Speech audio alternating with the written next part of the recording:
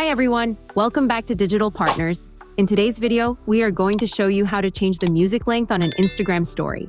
Let's get started. First, open the Instagram app and tap the plus icon at the bottom center. Then select Story at the bottom. You can take a photo directly or open your camera roll by tapping the preview in the bottom left corner and choosing an image or video. Next, tap the music icon at the top and select the track you want to use. Once chosen, tap the arrow in the bottom right corner. On the left side, you will see a number indicating the duration, such as 5. Tap it and adjust the clip duration to your preference. Finally, press Done to save the change.